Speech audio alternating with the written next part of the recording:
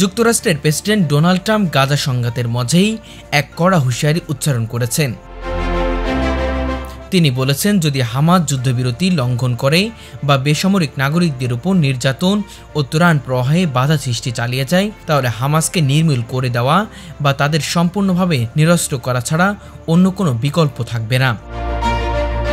White house থেকে দেওয়া এক বিবৃতিতে ট্রাম্প আরও বলেছেন, যুক্তরাষ্ট্র সব কৌশলগত ব্যবহার করে ইসরায়েলের পাশে দাঁড়াবে এবং আন্তর্জাতিক মিত্রদের সঙ্গে সমন্বয়ে এমন চাপ গঠন করবে যে হামাস সামরিক ক্ষমতাকে নিশ্চিহ্ন করার পথ খোলা হবে।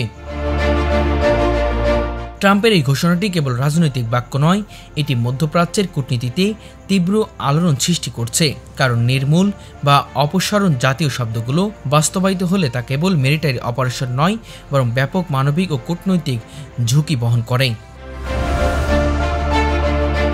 কূটনৈতিক মহল মনে করে দিচ্ছে, কোনো রকম সামরিক লক্ষ্য প্রণালীতে প্রবেশের আগে স্পষ্ট নীতিগত, আইনি এবং পরিণতি নির্ধারণী আলোচনা প্রয়োজন। বিশেষ করে জাতিসংঘ ও আন্তর্জাতিক মানবাধিকার আইন মাথায় রেখে পদক্ষেপ নিতে হবে।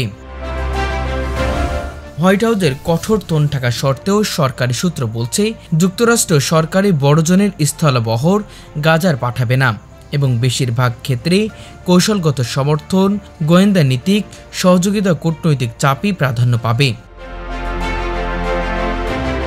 ইসরায়েলি সরকার ট্রাম্পের সংবেদনশীল বক্তব্যকে স্বাগত জানালেও তারা একই সঙ্গে সতর্ক করেছে যে কোনো রকম অপসারণ ঘোষণা বাস্তবে চালু করতে হলে লম্বা কৌশলীয় অন্তর্ভুক্তিকরণ ও আঞ্চলিক রাজনৈতিক বাস্তবতার সঙ্গে খাপ খাওয়ানো প্রয়োজন।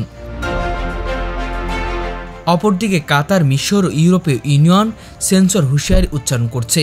তারা বলেছে, শুধুমাত্র সামরিক অপারেশন দিয়ে দীর্ঘমেয়াদী স্থিতিশীলতা আনা সম্ভব নয়, বরং তাৎক্ষণিক মানবিক প্রবাহ, সিভিল নিয়ন্ত্রণ ও রাজনৈতিক ডায়ালগ দরকার। বিশ্লেষকরা জানিয়েছেন, ট্রাম্পের এই ভাষা রাজনৈতিকভাবে দুইটি উদ্দেশ্য বহন করে: এক, হেভি নেটওয়ার্ক সমর্থন ও নির্বাচন বেসকে প্রস্তুত রাখা; দুই, ইসরায়েলের উপর শক্তিশালী নির্দেশনা, মিত্রদের প্রতি দৃঢ় বার্তা পাঠানো। তবে বাস্তবে হামাসকে সম্পূর্ণ নির্মূল করা কেবল মিলিটারি প্রচেষ্টার সীমাবদ্ধ থাকবে না। এতে কৌশলগত মিশন, আইনগত বাধ্যবাধকতা, আঞ্চলিক প্রতিক্রিয়া এবং মানবিক দায়ভারযোগ্য হবে।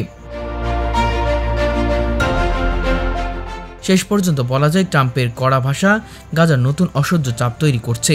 এখন আন্তর্জাতিক সম্প্রদায়, মধ্যস্থতাকারীরা এবং সংঘাত সংক্রান্ত পদক্ষেপগুলিকে দায়িত্বশীল কূটনৈতিকের মাধ্যমে এই জটিলতাকে সামলাতে হবে, নতুবা সামরিক অপারেশন বা নির্মূলের যে কোনো প্রচেষ্টা গাজার সাধারণ মানুষের উপর এক মহাবিপর্যয় হিসেবে লেগে থাকবে।